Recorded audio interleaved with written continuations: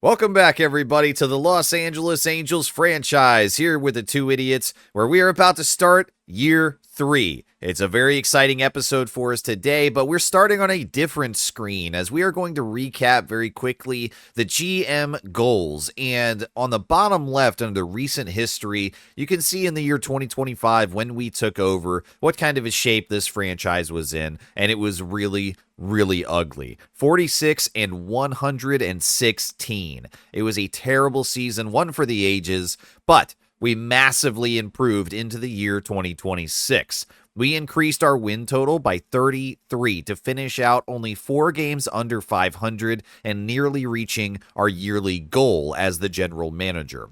So there was definitely a level of success that we had kind of a different impression of towards the end of the year, right? Yeah, we kind of were a little down. We were really hard on the guys. We were hard on ourselves. We were second guessing all our trades. It was we sat there and we were like, yeah, sucks. We come on like a 5-game win streak and then lose 7 in a row. We were just couldn't seem to get out of our own way. We couldn't score runs. We couldn't hit. We couldn't pitch for some games. It was such a tough slog, and it kind of pushed us to kind of run through the end of season 2 and finish it. And you had said, and I don't know the exact quote, but once we look back on it, we're going to look at it with through different eyes. And that's very true. After seeing the 46 and 116 and then the 79 and 83, I'm actually happy with what we did last year. So many things that we were happy about at different points of the year, but you're right, the general feeling of the year was one of failure. And it's funny because it's such a contrast. If you look at these records and the differences there, you've got one team which is near historic levels of bad, and then you've got another team that's right there in the middle of the pack. I mean, you add 10 wins to that game, and that could be a wild card team. You know what I mean? Like, that record right there is within reach of being a good team. It's only 4 games under 500, and in baseball, that's really not bad at all. There's so many franchises that hover around 80 wins or so, and you lose some that you should have gotten, and you don't capitalize on some opportunities that you have, and there you go. That's 5-6 wins down the drain, and at a 79 win record, that could be the difference between making a wild card. It's not very far away. And we also had the best ranked bullpen last year. I mean, there's so many things that we could feel happy about being successful with this team and the development and the direction we've taken it. But yeah, there was kind of a fog over us, I think, in the end of year 2, because we get excited because I feel like we instinctually knew that this was a better team. And so the expectations went up. And as we have these guys flailing around the Mendoza line and barely pulling in RBIs, the low averages and all that stuff, we'd end up wasting, some good starts or some good relief, and it'd be low scoring games that we'd lose because the offense wasn't there. And so I think that with the relief pitching well in hand, the starters were okay for the most part.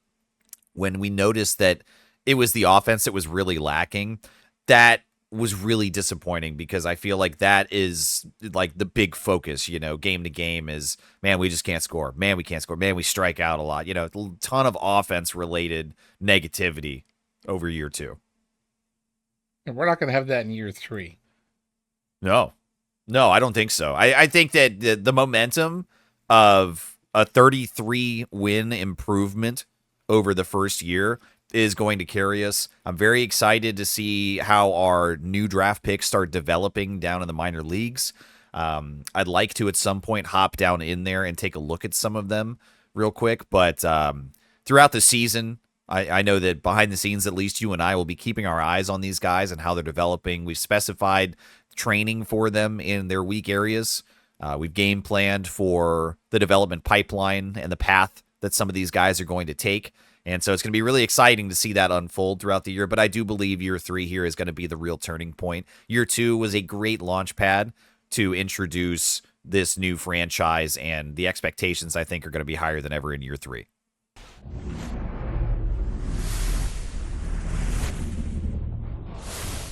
Welcome, everybody, to opening day in 2027. It's an exciting day for baseball, exciting day for this channel, as Panther and I here are ready to debut what the Angels look like in year 3. We are going to be taking on the Houston Astros. We are at home with the home crowd support here at Angel Stadium, and Rhett Lauder is on the mound to take game 1.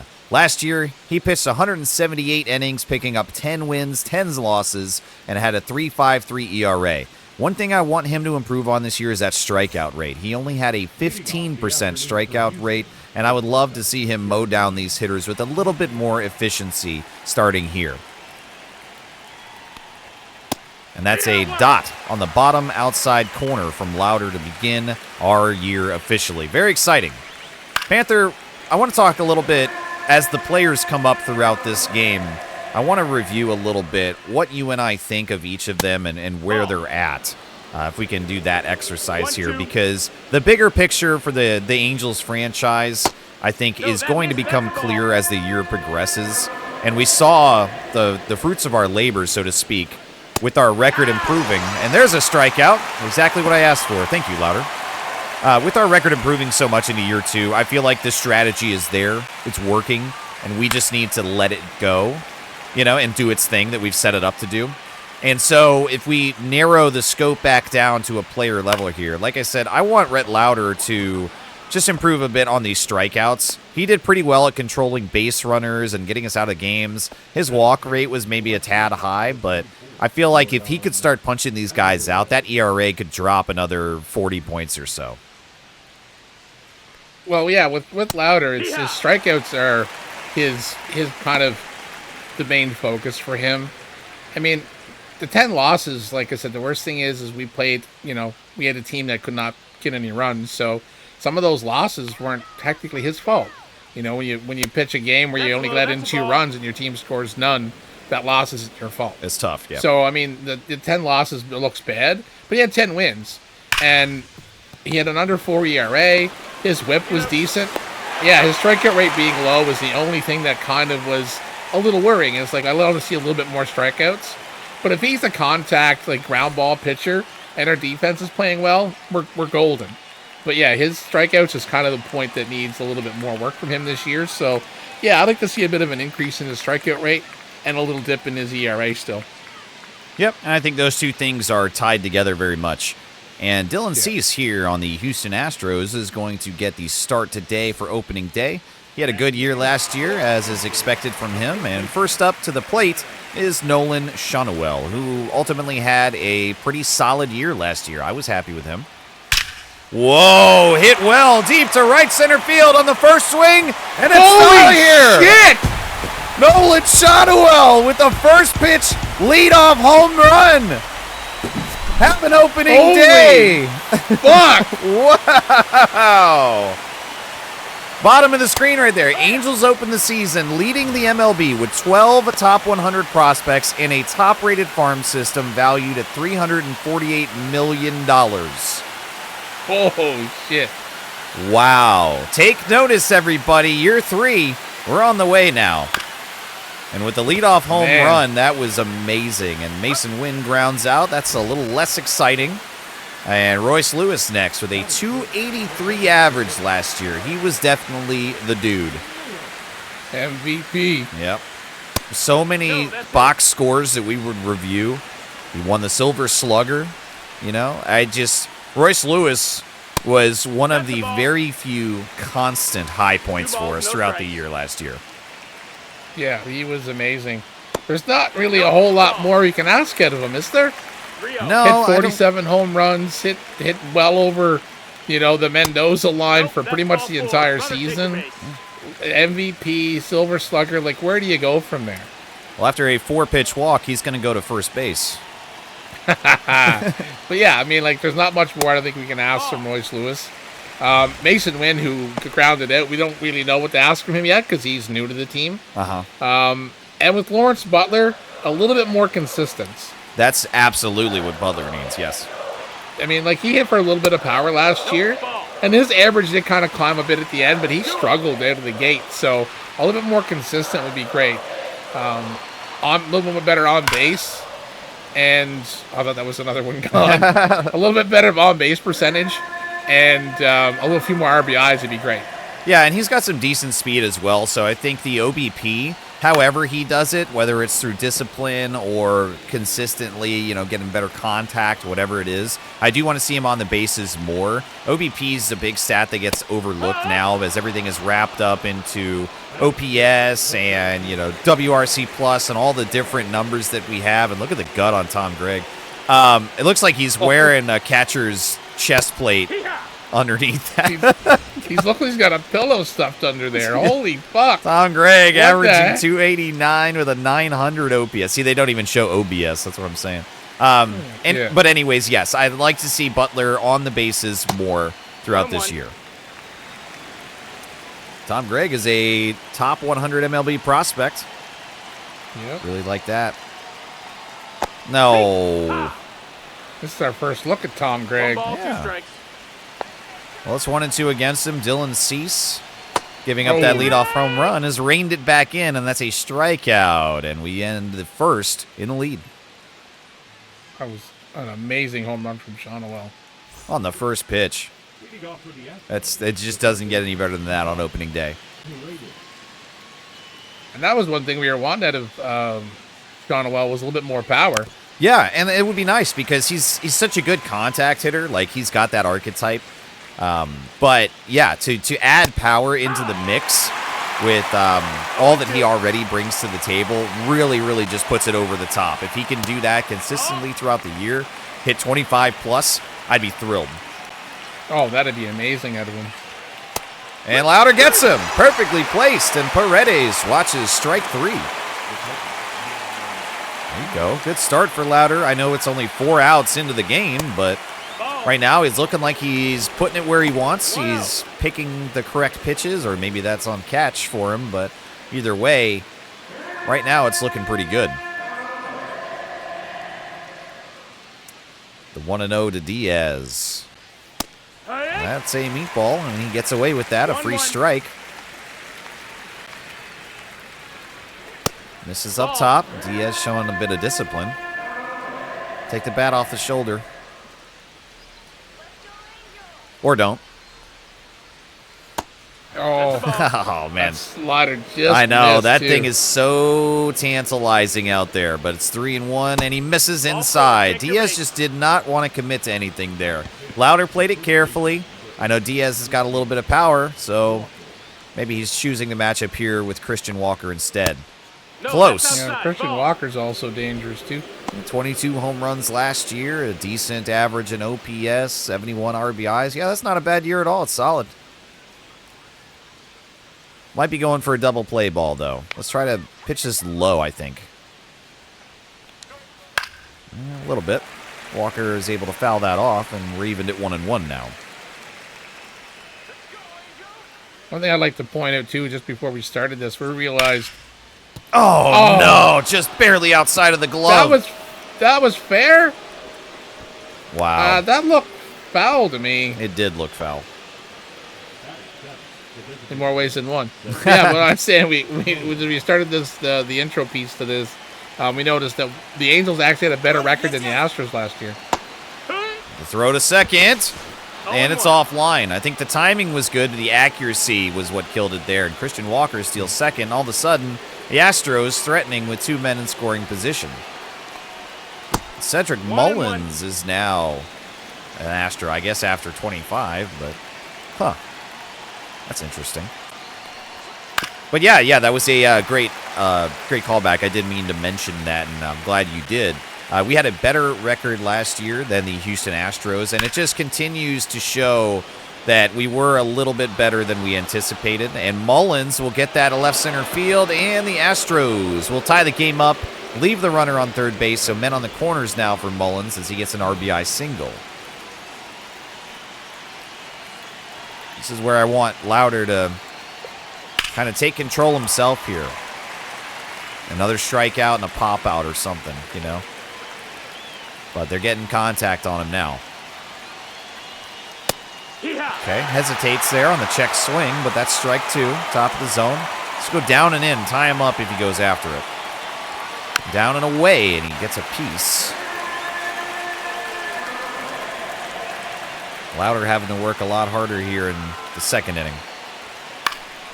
outside the zone, and he gets another small section of it. Fouled away. It's still 0-2. I'd go up and in here. Yeah. He goes up. That's a ball. But that's dead center. 1-2. Try to force him to drill it into the ground. Yeah. Oh, no. That's hit well. Hines to center left, and they can't get it, and it's gone. A 3-run blast, and the Astros are now firmly in the lead as they flip this game and all of those good vibes. Oh, my goodness. Wow. We've gotten 4 outs and 4 runs. Oh, man. Another question. How fucking tall was that guy? When he come up there to hug his teammates, they were all midgets. Jesus Christ. I don't know. Wow. So all of that work, it's gonna need to be a lot better here for Louder if he wants to go deeper into this game, as he's given up now 4 runs. God, that was bad. That's really tough, man. Swing and a miss from Myers, and he helps out Louder there to get a strikeout. And the lineup will turn over already. Jeremy Pena coming back. That's never good. Oh, wow. You know, it's just highlighting for me the importance of not getting too high, not getting too low. Got to keep it even keeled because I get so excited off of that leadoff home run. And then it's just so promptly erased. And I'm like, no, don't be depressed. There's still plenty of ball left. There's Rhett Louder's thrown 3 in a row. Blue, that was a fucking strike, asshole. Yeah, I think that was right on there. 3-1. Pena not the green light. And here we go. Yep, gets that pop deep into center field and to the warning track, right on the border of it. And we will end the second and see if we can bounce back in a big way. Jason Dominguez. What can we say about this guy? Jason Disappointment Dominguez. Disappointing. The exact word I was reaching for there. Just really, really not as advertised. All of his attributes that we were so excited to see in play, it just seemed like they were cut in half. The performance was abysmal. Wow. Oh, my God. And that's a swing at a pitch that was in a whole nother zip code. And here it comes. Chugga chugga. Dalton rushing. That's another total beefcake. I love it. We also lead the league in chunky boys. Yeah, it seems so. Tom Gregg and Dalton rushing, they don't drink Gatorade or water. It's just milk. Yep. That's it. And also, Cavadas, who was up in spring training, was also a chunky boy as well. Yeah. And rushing to left field. That is in very clear territory, but it goes out of bounds outside the wall, and that is a double now. There we go. I'll take it. Get on base, big boy. Let's see what Brady House, who is the complete opposite, kind of looks like Slender Man in white and red. 0-1. Jeez. Yeah, his last year numbers were bad. He struggled. He was like 199, 201 for a majority of the season. Yeah. So him to finish 221, was actually surprising. His defense is great. This is one reason we have him over third over Royce Lewis, because Royce Lewis' defense isn't as good. But, man, Brady House, if he hit for a bit better than average. Well, and he'll start off the year right, and that should be a double for him and an RBI. Wow, can't even field it cleanly. Yeah, Brady House with an RBI double. Nice. We'll trim that lead down to 2 now, and with a runner in scoring position, we turn to Travis Bazzana. What are the expectations you have with him? MVP. MVP. Wow, bullseye on the sweeper there. Realistically, I'd love to see him hit for a good average. Yeah. I know he doesn't have a boatload of power, like a handful of home runs and a good average with some decent RBI numbers. Yeah. I just want to see some progression. I mean, he's young. No errors at second base, or very few would be great. Yes. Over what we had over there. So if he can hit better than Rocchio was hitting, well, I'll take it. That's a rather low bar. He'll strike out here, but I think that as a prospect, his light is still undiminished for me. Yeah, Oh, I yeah, expect. Like my level of success for him, if I want to say it that way, is I would say over a 240 average. I'd like to see the OBP up at 340, 350. I'd be very happy with. And let's say 10 to 15 home runs. 1 ball, 1 strike. That's fair. Just a little bit of pop. The average doesn't need to be stellar, but I just want, like, what we would say for a major leaguer, like, if they had an okay year. That's around, like, 240, 250 average. It's okay. Oh, man. Shonwell chased Oh, wow, that that goes away. off. It goes into right field. Shonwell will reach on the error, and we move over to third base and men on the corners now. Instead of getting us out of the situation, Mason Wynn has an opportunity. Yeah, with Bazzani, I like to see a consistent season. Like, if he hits 240, 245, 250-ish, I like to see him do that pretty consistent so that his RBIs and his other numbers stay up as well. Oh, jeez. Well, that'll do it. Oh, well. Dang. Really, really missed the opportunity there from Mason Wynn. I'm scared we're going to put a lot of onus on Mason Wynn to be so much better than the shortstop he replaced. It's not a very high bar, though, Like, I feel No, like it's he has to be better. That's the reason that we got him, Like, that's the minimum expectation is better than what we had, or else we wouldn't have done the trade. Sure. So he has to be. I don't think that we're expecting the world from Mason Wynn to say you've got to be better than Brian Rocchio. What the hell was that? What was that? That sounded like Shao Kahn was about to enter. Like, what the heck was that? No, Mortal that's Kombat. I guess. Jesus. All right. Well, we haven't heard that audio before. Yeah, I don't think I have either. That one I've heard. Yeah. Plenty of times. All right, well, let's see how Red Lauder can bounce back here in the third inning. He's gotten his first out pretty quickly. Big miss inside there with a slider to fall behind 2-1 here. Misses below. Another close one. Do they play that after every pitch? What the hell? I hope not. All right, circle change to bring the count full, 3-2. Alvarez with a good at-bat. Okay, not a bad spot there on the lower edge of the zone. Pitch number 50 here. And we got him! Sits him down, and Lauder with a big strikeout there. That's his fourth so far. And Isaac Paredes comes back around. Pushing 29 home runs through last year. He had a pretty good year.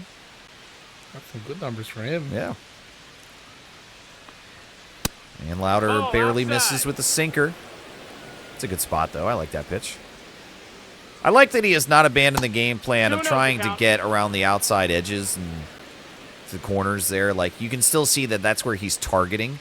He hasn't given up trying to find his spots.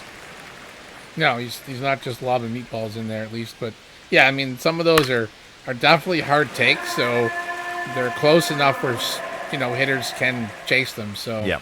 it's a good spot to be. Oh, man. Come on. Full count. That was 70-30. That's strike three, man. Yeah, and that's the thing, is I think Houston's just putting together really good at-bats against Lauder right now, and that just makes it all the more difficult, because you've got to give him something to either get contact or something. You need a result, and you don't want to walk him, so you got to keep it competitive. Got him! There we go. That's exactly what I'm talking about. High and in, and that's another strikeout for Lauder. Nice.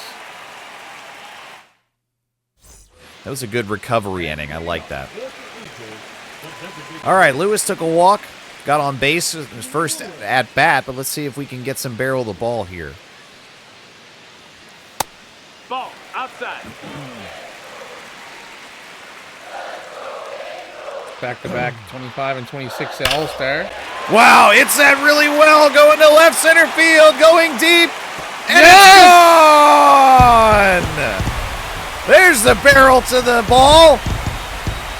Wow. Nice. 397 feet, and we are still firmly in this game. Big fireworks today. What are you calling that a strike for, Blue? You wouldn't call the 70-30 a strike for us. That was like a 10-90. Jeez. But anyway, Royce Lewis doing what Royce Lewis does brings us within 1. And Butler 0-2. Thank you for not swinging at that. That's one of the few ones. Seeing a lot of flailing here.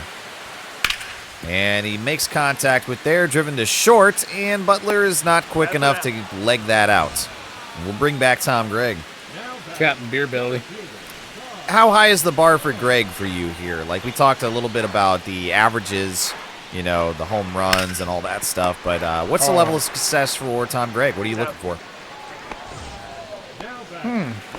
I like to see him be a little bit more of a threat. I want to see like a 265 out of him. Yeah.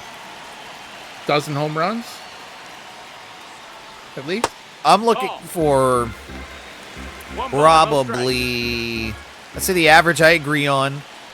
I'll focus on OPS. I'd like to combine the slugging and the on base. I'd like to get him up above 750. However he does that, whether it's just extra base hits, home runs, whatever, I'd like him to be a multi-base threat guy. I'd like to see the OPS up. Yeah, that's a good call for someone like that. Like his attributes, if I remember, his contact is really good and his power's middle. So I think he's got some potential for some home runs. Mm-hmm. So yeah, so a nice doubles machine would be nice. Yep. And Dominguez will get that through. The bar is pretty low for Dominguez because what he put up last year was abysmal. So yeah, any improvement at all. Well, and we had expected a lot from him, and then with getting so little, then yeah, I think in this year the expectations are much lower because they're tempered by the bad season that he had. If he had had a good season, we would still be expecting, you know, a lot from Dominguez. You know, I'd be looking for him to improve on what would have hopefully been a good year. But unfortunately, it's just don't be as bad. And it's really sad to drop the expectations that low. Yeah. Well, I mean, like, it was just watching him flail the whole fucking year was just sad. Yes. And his attributes, he should have been a hell of a lot better player. And they improved, which is also perplexing because how do you have such a bad year and get better? That doesn't make sense. Like, you literally didn't get better. You had a terrible year. But instead of those things going negative and dropping, he improved on a lot of those attributes. So you hope that that's going to give him a higher floor this year and to raise that up because how could it be worse, you know? Oh, come on, Dalton. And that'll end the third inning. Another swing at a terrible pitch in the dirt. Well, y'all got to remember, too, it is Dylan Cease throwing those pitches. That's true. That's true. And you're right. And you're right to say that because I'm very hard when they on these guys when they do that, you know, like I feel it too. I think it's also because when I play, as you've seen, you know, when you watch my stuff too, the bottom of the zone for me is a death trap. I can't. So here I am being so difficult. Like, why are you swinging? And I do the same thing. Maybe that's why I get so triggered by it because I'm like, they should be better. I should be better. Come on, guys. Yeah. But there's been some ugly swings on both sides of the plate. But yeah. Yeah. Well, I'd like to continue getting some on this side right here as we get a pop out into left for Rhett Lauder to begin the fourth. Looks like he's recovered a bit from that second inning mess. Third looked a lot better for him. Still close on a lot of these pitches. There's been some clear misses. You know, some of these have been really errant and well outside. But for the most part, like I said, still trying to nab the corners, the edges. And I feel like he's pitching a lot of really competitive pitches, not very many meatballs. Gets a good pop out from Walker there, and that's out number 2. There's the sound again. Must be on like the big pop-ups. I don't know. That was the last time they played that noise was a pop-up. No idea. No, that missed. That was a strike. Yeah. Yikes. Mullins to first base, and we've got it fielded cleanly. Very good inning for Red Lauder. Very short as well to help with that pitch count efficiency.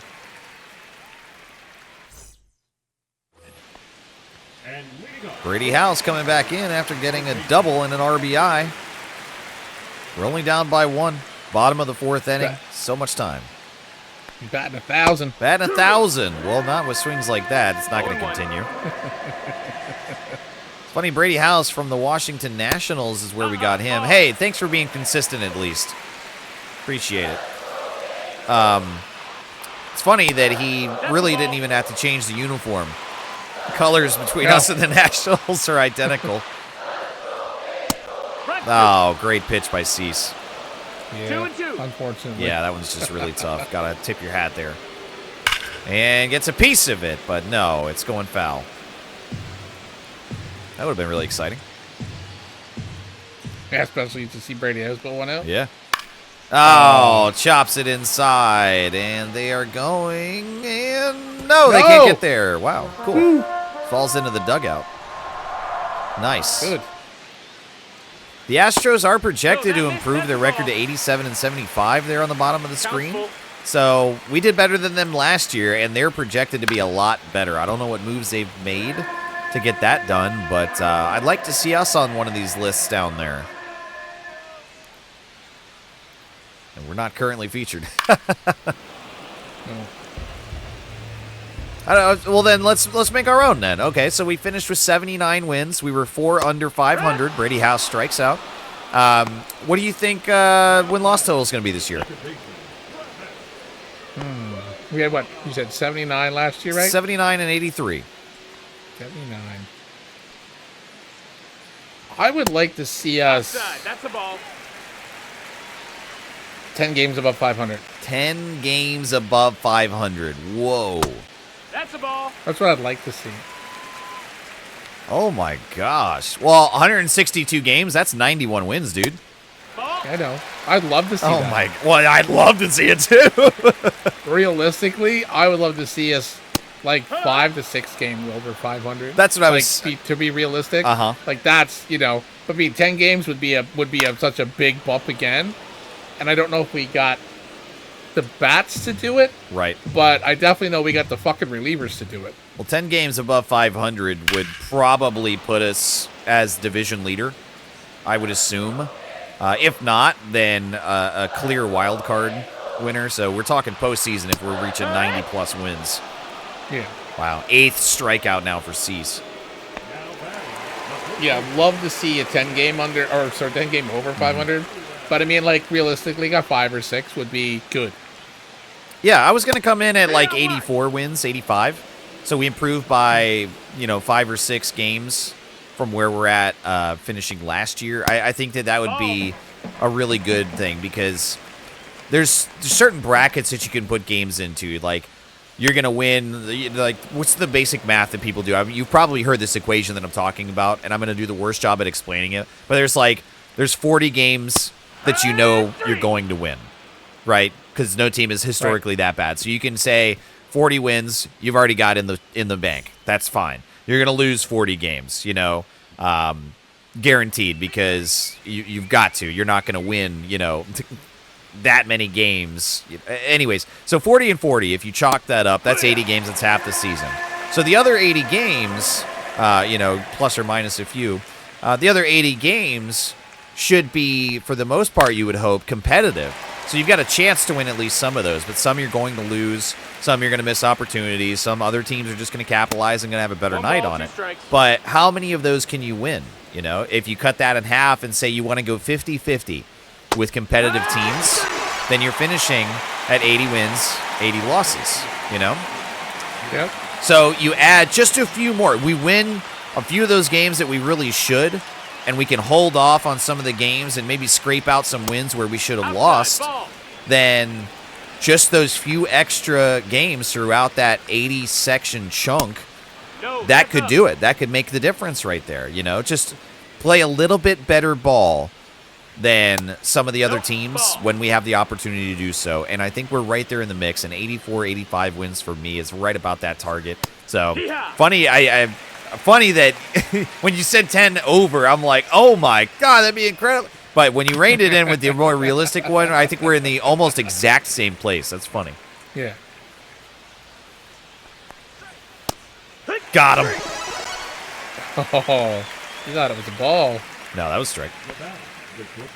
Yeah, it was an actual strike. But yeah, I mean, to realistically, if we were to 500, one game over 500, it's still an improvement, right? I'd like to see a little bit bigger of a leap than, breaking even 500 or the 1 or 2 over. So the 5 or 6 is the more realistic where I'd like to see us, because it's more improvement. And it means we're not struggling to win games on the same level we were when we were below 500. Got him! Another beautiful pitch to the bottom of the zone. Missile into the bottom corner. That's great. More of those, please. So yeah, realistically, yeah, we could muster out 5 games or 6 games over 500. I'd be happy.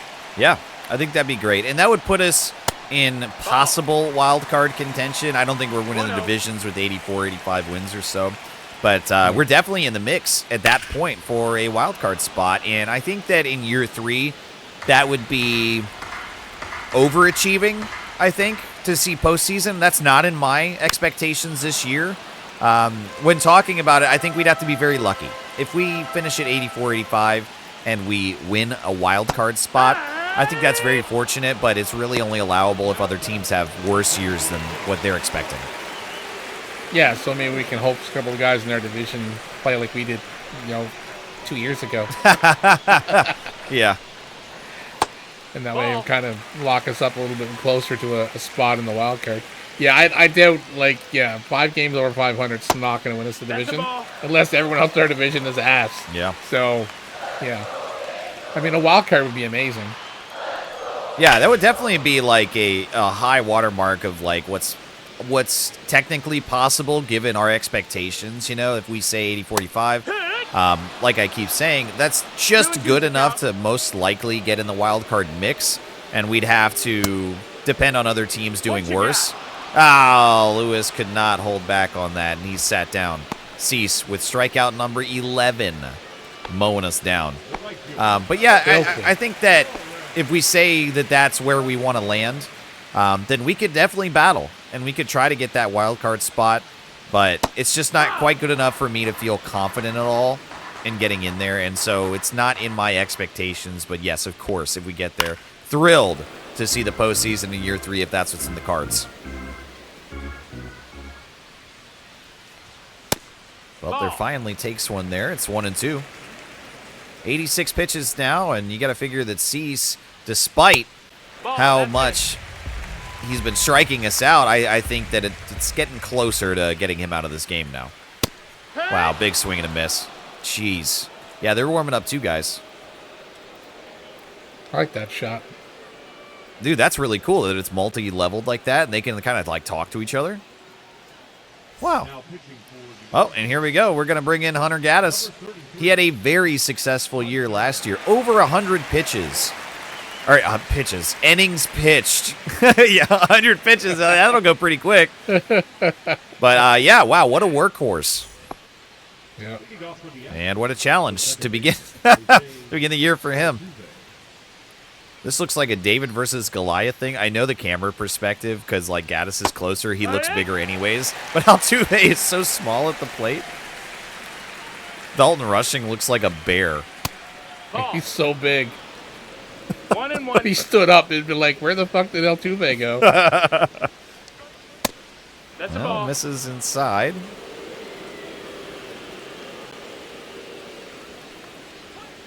There we go. 2-2, evened up against Altuve. Get him, Gaddis. Nope. Count is full. Good shot, though. Throw that circle change low to give him the chase. Yeah, give him the junk.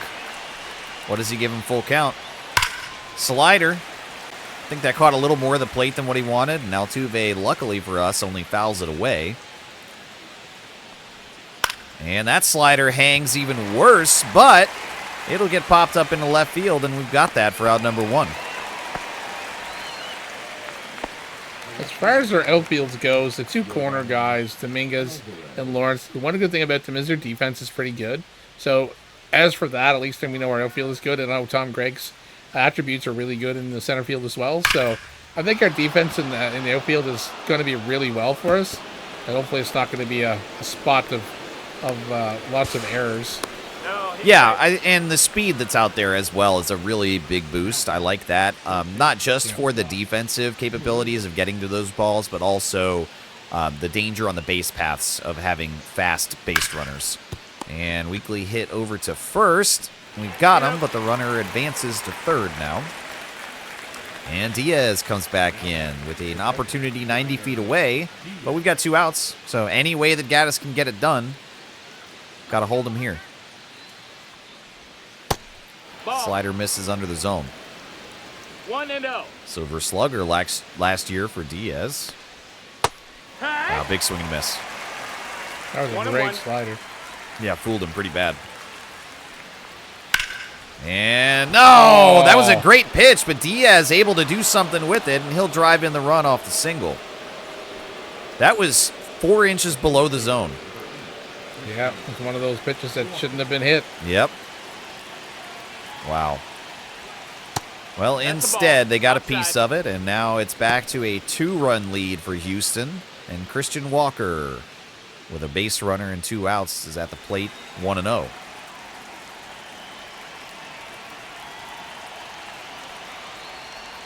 Those are the kind of That things missed. that That's you the miss ball. when you just look at box scores, you know. 2-0. We see on the tally, you know, after the game that Gaddis gave up a run and, you know, he only got so many outs or whatever. Like, we miss the details in painting that picture of Gaddis threw that pitch Ball. in a great spot to get him to go after it. He did go after it, and typically, like, I wonder if this was like a way that we could like bring up StatCast like they do in the game sometimes. What's the percentage of successful base hits You got a full count. when a pitch is right there? It's got to be so low. It's incredibly low. It has to be. It's a good strikeout to end it. So, unfortunate for Gaddis to let that through, but you can't ask for something better. That was not even close to the strike zone. No. And there we go. Like I was anticipating, Houston does make a change, and they're bringing in Giovanni Gallegos. Wow, what an ERA. He last pitched in the major leagues in 2024. Here we are in 27, and they think that he's ready to go. We'll have to put him to the test. All right, Tom. Tom Gregg. Time for your first base hit. Let's do it. It's your first home run, buddy. That too would be nice. Just crush it. Oh, I was hoping to have that be the clip right there. That would have been amazing. Wow, the projection for the Pirates is to improve their win total by 10 games and clinch a postseason berth. Greg underneath it just a little too much as the power was there, but the angle was not, and that's a long fly out. Dominguez, who has already reached base to begin his 27 season off on a good start, looking for something else in his third at-bat. Hey. Well, not looking for a fastball 92 at the top of the zone. That fan I is like drunk. that fans, yeah, that enthusiasm. Let's win, Angel. Everybody in here is Two wanting strikes. the Houston Astros to lose, so he's right about one thing. Yep. Well, way inside on that slider. 1-2 against Dominguez. Like that we've gotten to the bullpen just here in the 6th inning. Oh, come on. That was ugly. You know, a lot of the training that we have on these guys is for the fundamentals, or shorthand we call them fundies, and that includes vision, discipline, and clutch. Arguably the 3 most important factors with being at the plate. Obviously, contact and power is like what can you do when you make contact, but vision, discipline, and clutch is about choosing your pitches, making better contact when you do make contact, and being more reliable with runners in scoring position. And so we've focused a lot of the training on those guys to do those things, and you can see why the discipline today is just not there. Well, look at it last year. We made how many box scores we looked at near the end of the season, and we've seen 2 walks, 1 walk, no walks, 3 walks. Like 3 walks was like a common big number for the team. Yeah. You know, one time we had like 9. I almost fell in my chair. It's like I made the joke they couldn't draw a walk with an art degree, and I mean it's true. They were just so undisciplined. And I mean, the there's leaping no throw. way. Got him. Nice, beautiful defensive play. Great play. But that's the thing is no time last year where we consistently getting 4 and 5 walks. There's no way every pitcher we faced was Is that good? not giving up any walks. Yeah. Yeah, like there's no way it was always Dylan Cease, right? Yeah. So 0-1. it's like we didn't capitalize on any pitcher's mistakes. So discipline is a big thing this year. We need a little bit more walks. Ball, that's Yep. low. And hopefully, with our focus on training last year, with getting those numbers up, it'll give us a higher floor on those numbers to where we can start seeing consistently just a little bit better results there. And for Hans Kraus, who we have brought here in the top of the 7th, he will give up a 1-out double to Reese Hines. But he had, Hans Kraus that is, had an incredible spring training, didn't he? Yeah, he was doing really well in spring training. Yeah. Most of our relievers done well. Yeah, not a great year last year. The runner goes to third, the throw over, and he is No ball, saved. 1 strike. Wow. Really? That's Man. twice they've stolen on us now. Doesn't look like Hans was aware of him at all at second base. Like, no look back, no nothing. Okay. Could be the strategy is just don't take the pressure on yourself. And wow, slider gets him. But anyways, Hans Kraus last year, not really great. 24 innings pitched, over a 5 ERA. It was a pretty tough year for him, but in spring training, he showed a lot of finesse, and his ERA was fantastic. So I'm really, really hoping that that's showing a new and improved version of Hans Kraus. You know, not being able to really depend on him that much last year as far as his numbers go was tough. 1 ball, 1 And strike. I think that he had some stretches of being really good, but just a few bad games as a reliever can just ruin your entire season. So it's very tough. And that's what happened to him because he was doing really well. And then had a few bad dips, and then it takes so long to recover. Yeah. It seems like the bad is so much more worse with the numbers. Yep. And it takes so long to get the good to work out for you. Yep. To left field, and Kraus gets out of there. Very nice. Yeah, if we didn't gift so many of these at-bats with free strikeouts by flailing way outside the zone, this would be a lot more competitive right now. But I am happy that we've been able to bring 3 across at least. You know, we're putting a little bit of a fight up. Good. Yeah, we're not getting completely steamrolled. 0-1. Yep. You know, we were facing Dylan Cease, so Yeah, yeah. Got to figure that's a big part in why the Astros are projected to increase their wins so much. That missed. This That's is the ball. up and away. 1-2 to Brady House. 1 and 2. Roger predicting Santander to be top 3 in RBIs. Wow. Brady House. It's hit to right. Will it fall in? No, he's there. Just barely in time. So close to dropping. Dang. Come on, Bazana. All right, Bazana. Limited appearances last year, but he did have a 263 average. So definitely showed that, at least at that point in time, that he was pretty well ready for major league level competition. Yeehaw. Love to see that just extend here into a successful first full year. How do you feel about, especially as we just drafted really well last year? I feel like the question is going to come up, how soon are you comfortable with pulling guys to the major league level? As far as like younger guys draft picks, 21, 22 years old, is there like a bottom to where you're like, no, they need to be at least this? Or do you pull the hot hand, if they're having success down there and you say, fuck it, because they're averaging 370 in AAA, you got to call them up, like what number or metric do you look for? Like what's the qualifiers there in that thought? Yeah, interesting. With the pitcher, like Bostapka is the guy that we're hoping is going to be our fucking ace, sooner rather than later. So I don't know if Bostapka will. We got him in Double A right now. He's in Double A. Yep. So we put him in Double A right now. So, I mean, if he is smoking them down in Double, he'll be in triple in no time.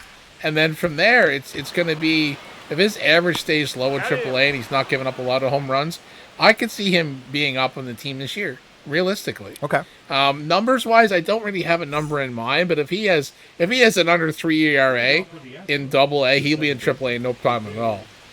The jump to the majors is a little different though, because they say pitchers in AA are better than some of the pitchers in AAA. Because pitchers on average will jump from double to the majors more often than a hitter ever jumps from doubles to majors. Yeah. So it's a little different for pitchers. So yeah, but I mean, I get it. Like if a guy's down in AAA and he's like slugging, averages like with the high in the 300s, slugging, and OPS numbers are through the roof. Like he's gonna be called up. That's the ball. It's consistently. We get those monthly reviews, right? If we get 3 months in a row of a guy, consistently hitting 300, hitting home runs, he's going to be called up because you have to see if it's legit. So sometimes it's almost, we have to look to see if the numbers are legit in AAA to the majors. But I don't know if I have an actual metric number in my mind would be the one to go. It's just consistency. And if they're putting up monster numbers, then you have to. You have to see if it's if the eye test is real, right? Yeah. It's absolutely real, and it's a very important part of it. I fully agree. For me, it's hard, right? Because there's so many factors to weigh, and there's so many numbers because baseball is such a game of statistics and analytics and all that. And that's how my brain functions too, which is why baseball is so pleasing to me in a lot of ways. But when I'm looking at these guys and say that, we drafted what would be a clunker, somebody that ends up with D potential, or this is really where this question comes into play. The guys with C potential, those are the guys that often we're disappointed that we're like, oh, it's only a C potential. Okay, well, and there's a very quick write-off to a guy with C potential because we know they're going to end up in the mid-70s. But I feel like we've got to do better at training ourselves to allow C potential player to be nice strikeout there by Krause, to be like successful. We've got to allow that to happen because there's so many major league players that are not, A potential guys, even B potential guys. There's some that are C potential, but those are the guys that average 250, every year, or they'll, their OPS will be 7 to 750. They'll be decent to okay to good. And those are the guys right there in that 70 range. So I don't feel like 70 is failing, as far as like, dang, that's a bust on that prospect because he's only a C. Because they can still perform a very important function, and that's just to be a consistent good player. You don't have to be B or A potential to be a consistent good player. You can do that with C potential. So it's tough because when we look at some of these guys and we make the decisions on where to place them, where to call them up, the whole timeline of development for them, it also is colored by those overalls and the potential ratings for them. Because if we see a guy with D potential crushing it down in AA, and then there's a guy with B potential who's just doing okay, who are we going to call up? That's where it's really like a fine line of, do we go for the performance, even though this guy has a lower ceiling? Like, we know it's probably going to fall off, but that could also be the case with anybody else. There's no guarantee just because he's got B potential. So I just think it's a really interesting discussion to talk about, like, where the line is or if there is a line. And there's no wrong answer, but it's all just how we kind of chew on that bite and talk about, how that feels for us. Well, that's the thing. I mean, like we've seen overachievers, right? Mm-hmm. Porter Hodge is who I'm thinking of. Right. That's exactly who I was thinking of. Was Porter Hodge. He was a deep potential, but he was killing it in AAA. There was no reason not to bring him up. And when we brought him up, he pitched really well in the majors. Yeah. And in real life, it was so funny how we brought him up and he turned out to be good, and the Cubs in real life brought him up and he was good. Then it turns out now in the game, he's actually fucking a lot higher rated than he was because of how good he is. But yeah, I mean, that's the thing. I mean, we know, though, those the low C guys and those D guys, they overperform all the time. But we know that the overperformance doesn't last, though. That's the key. So if we really need to throw a body, we always grab the D potential guys, and then we're surprised they actually can fucking hit or pitch. So, yeah, it's such a hard thing, but we know that if we draft or trade for an A, B, those are the guys we're really looking at, and if their stats are a little bit lower than the D guy, we're going to bring the B guy up every time. Yeah. Especially if we need a player, not a body, right? Yes. Like if we're near the end of the year and we've fallen apart and we're not going to make the playoffs, and it's like we need to bring up a couple guys, and we know if we have no prospects that are like we need to give them a shot in like September call-ups to see what they got, like we did with Tom Gregg and Bazzana last year. Yeah. It's we'll throw a D potential guy in there because we don't care. But if we're needing a player, we're always going to take that B guy because on average, they should be better over a longer period of time than the D potential guy that's overperforming for 2 months. So it's always that fine line to know which one to bring up, but it also falls on which one you need. Like Dakota Hudson last year, we needed a pitcher, we just threw him in. Yeah. And at the end of it, we didn't care what he did. But this year, if we're, getting close to the end of the season and we need wins, we're not bringing up a low C or a D potential guy. Wow, Butler deep to center field. He's got a chance. Yeah, he's at the wall. That's yes! gone. Lawrence Butler bringing us back into the action here in the game as we zoom back in on the field level. That's awesome. Nice. Wow. I love that answer so much. I am so happy with how you phrased that brilliant thought. Is that we needed a player, not a body. There is a crucial difference in using those two terms, and I'm so happy that you said it that way. That's the most brilliant way to put it. It's so simple, and it speaks to so many different things. We need a player, not a body. Brilliant. Love that. It's all situational for sure. Wow, what an answer. I feel like I just got a TED Talk. You get the first game of the season and a TED Talk. Who knew? Uh-huh. Brilliant. All right, we're going to bring in Ben Joyce to try to hold this thing where it is. We are down by 1 run now, thanks to Lawrence Butler in that solo shot. But it's the top of the 9th, and we need to allow nothing else from Houston to end this game. And, yeah, let's zoom back in down to the field level here. I love the higher level discussion, but it's now the last inning of regular play, unless we can push something extra or possibly walk this thing off in the next half inning. You think it matters at all to win Game 1? I think it does. I think it's a really big boost to your club. 1-2. I mean, last year we came out and we beat the White Sox Game 1, right? Yep. So, I mean, it was the White Sox. We understood that, but it was the Angels. Yeah. We were no good and they were no good, but we were just a little less worse.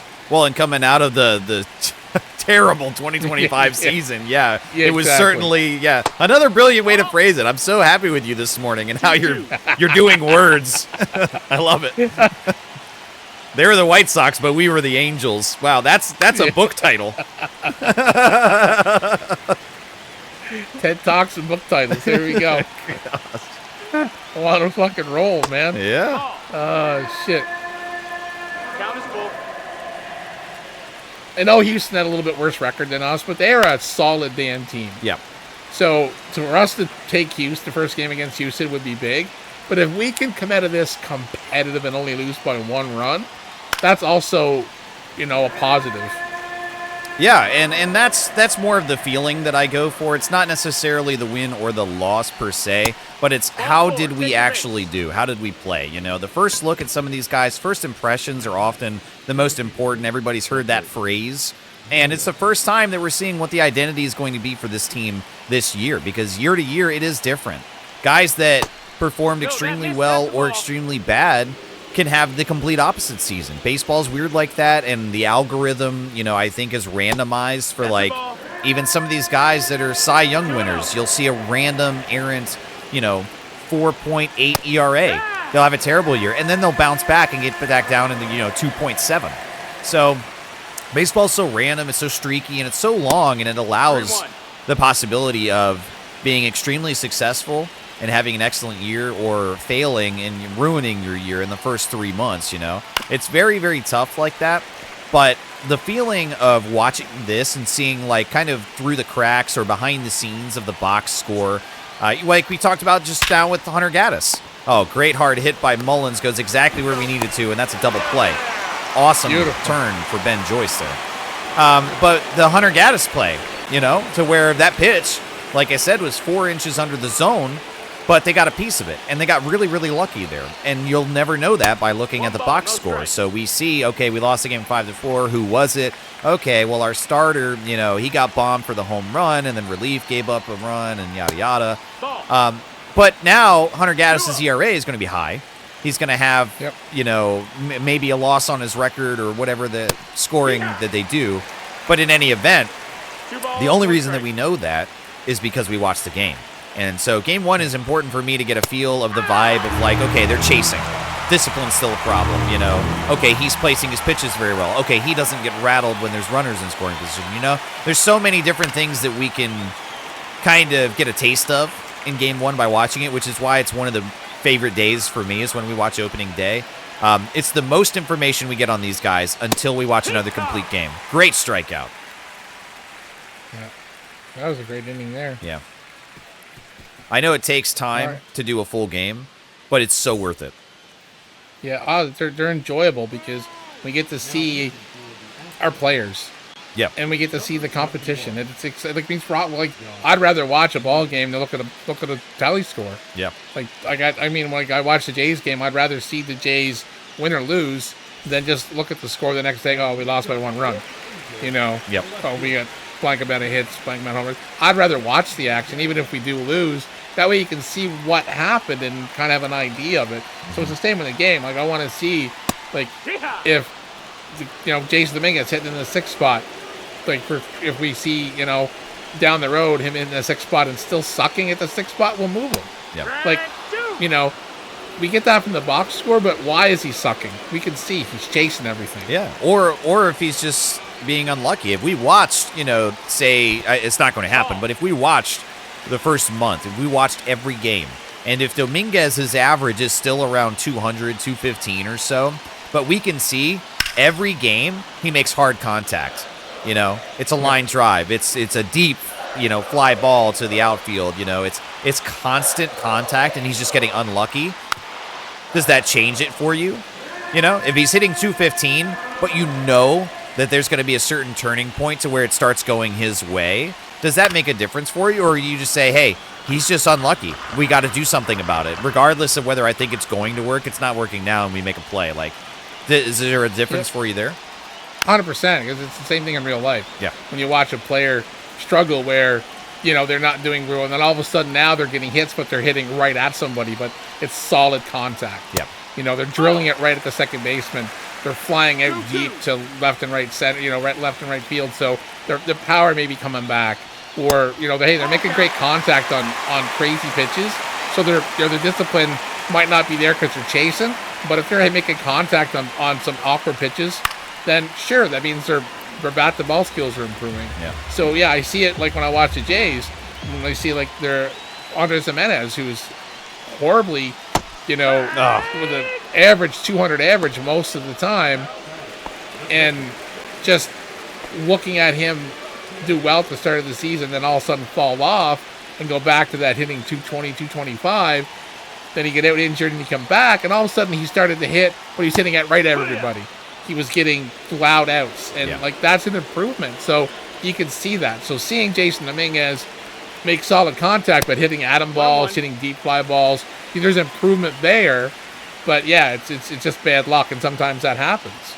So it definitely makes a difference. With that answer, it's bringing to mind Lawrence Butler for me because, like we talked about, not a good year, but his stats, or his attributes rather, were all going up. So could you say that could be maybe how it played out for Butler? Oh yeah, Butler definitely, it took a while to get going, and he did improve near the end of the season, a little bit of power, but yeah, I mean, like, Butler and Dominguez were both disappointing. Yeah. But you got to remember, though, Dominguez is younger than Butler by a year or two, I do believe. 25 and 23, I think so. maybe? Something along those lines. But the two of them are still young. So we kind of got on them a little hard. And we expected, I think, a lot more out of them than their abilities actually allowed. So I'm going to try to be a little bit more realistic this year. And I'm still going to, kind of... Wow. Fuck, Galt. I'm still going to get a little, frustrated when I see bad swings, piss poor averages, 3 or 4 games in a row offers. They're still going to frustrate me. But, I'm not going to be quick to maybe say we need to trade this guy. To see if they can develop a little bit better. Okay.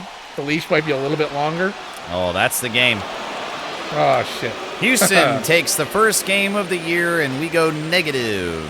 But you know what? I think that what we're talking about, it all folds into the idea of what we said. You don't necessarily need to win game 1. I just want it to be competitive. And I do feel like this was a competitive game. We did pretty good overall. That big home run shot for the Astros obviously is what put them over the top. But throughout the game, other than flailing at pitches outside, we looked pretty competent, I feel like. Yeah, and I mean, we started off against Dylan Cease and ended against Josh Hader. So... And some good at-bats against Hader, actually, too. We talked right over them, but the first 2 at-bats had, I think, 10 pitches and then 8 or 9 pitches. We made them work. Yeah. So we got beat with a long ball. Yep.